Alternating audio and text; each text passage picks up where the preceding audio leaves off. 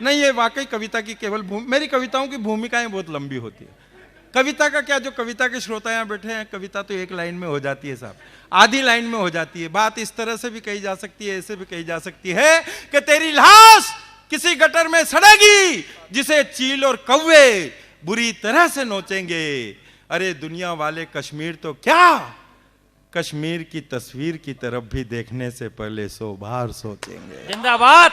दुनिया वाले कश्मीर तो क्या, कश्मीर की तस्वीर की तरफ भी देखने से पहले 100 बार सोचेंगे। कब्र के कैक्टस, आय हाय, अपेंडिक्स की नस, आय हाय, चीन की लंगोट, अकल के भोंट, खते खताए अखरोट, दो मुंह की चकलोट, खफन खसोट, जाहिल गंवार, बदतमीज बदमिजाज बदजात, अरे ऑपरेशन के बाद की अनचाही औलाद। क्या बात है, वाह वाह वाह वाह। स्थानीय चमचे, क्षेत्रीय चाटुकार, राष्ट्रीय चापलूस, अंतरराष्ट्रीय झेलू, तेने बहुत झेला, अब और झेल। अंतरराष्ट्रीय दबाव झेल, मानसिक तनाव झेल, मुर्दाबाद के नारे झेल, संबोधन हत्यारे झेल, हत्याओं का दोष झेल, जनता का आक्रोश झेल, आर्थिक मंदी झेल और गालियां गंदी गंदी झेल। क्या बात है, जिंदाबाद। थक गए क्या आप लोग यार? ये तालियां कमजोर है। देखो कविता को और कवि को दोनों, हाँ पूरा ये उन सैनिकों का संबल बढ़ाएगी ये आपकी तालियां और मेरी गालियां।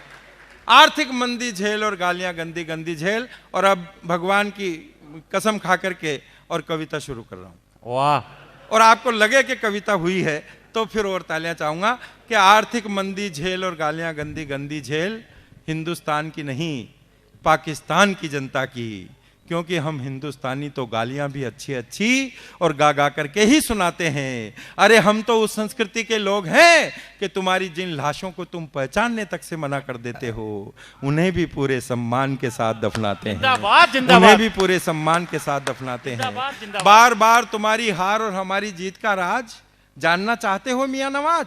तो सुनो, एक बहुत छोटा सा तर्क है मेरा। तर्क सुनना, फर्क सुनना, अच्छा लगे सच्चा लगे, आपकी तालियों की मोहर लगा करके पाकिस्तान तक भिजवाना चाहता हूं। बहुत छोटा सा तर्क है। तर्क ये है साहब, बहुत छोटा सा तर्क है कि तुम्हारी और हमारी फौज में जमीन आसमान का फर्क है। तुम्हारी और हमारी फौज में जमीन आसमान का फर्क है। फर्क यह है कि तुम्हारी सरहद पर सिर्फ किराए के हथियार लड़ते हैं और हमारी सीमा पर संस्कृति लड़ती है, संस्कार लड़ते हैं। क्या बात है, जिंदाबाद। हमारी सीमा पर संस्कृति लड़ती है, संस्कार लड़ते हैं। और क्या क्या लड़ता है, कैसे कैसे लड़ता है, प्लीज अब एक भी आदमी बस क्लाइमैक्स से 3 मिनट केवल। क्या क्या लड़ता है, कैसे कैसे लड़ता है? हमारी सीमा पर संस्कृति लड़ती है, संस्कार लड़ते हैं। गुरुओं का चरण वंदन लड़ता है, कच्चे धागे का बंधन लड़ता है, जाबाज जवानों का जोश जज्बा जज्बात और जिहाद लड़ता है। माँ की दुआ लड़ती है, पिता का आशीर्वाद लड़ता है। गले का मंगलसूत्र, मांग का सिंदूर, कान के कुंडल, पाँव के पाजेब, हाथ के कंगन और भुजाओं के भुजबंद लड़ते हैं। तुलसी की चौपाई, गालिब की गजल, मीरा के भजन और चंदर बरदाई के छंद लड़ते हैं। तुलसी की चौपाई, गालिब की गजल, मीरा के भजन और चंदर बरदाई के छंद लड़ते हैं। पूरा का पूरा परिवेश लड़ता है, गीता का उपदेश लड़ता है, सारे देश का फर्ज लड़ता है। अरे माँ के दूध का कर्ज लड़ता है, सारे देश का फर्ज लड़ता है और माँ के दूध का कर्ज लड़ता है।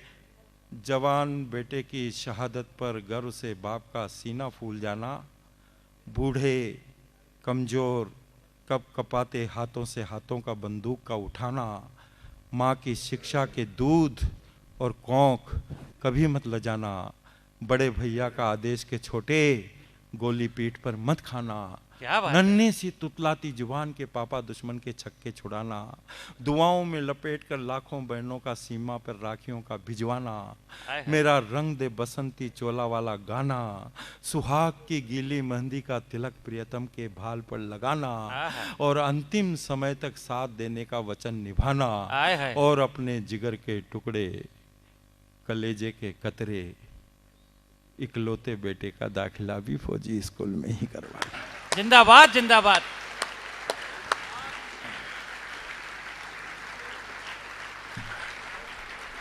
अपने जिगर के टुकड़े कलेजे के कतरे इकलौते बेटे का दाखिला भी फौजी स्कूल में ही करवाना।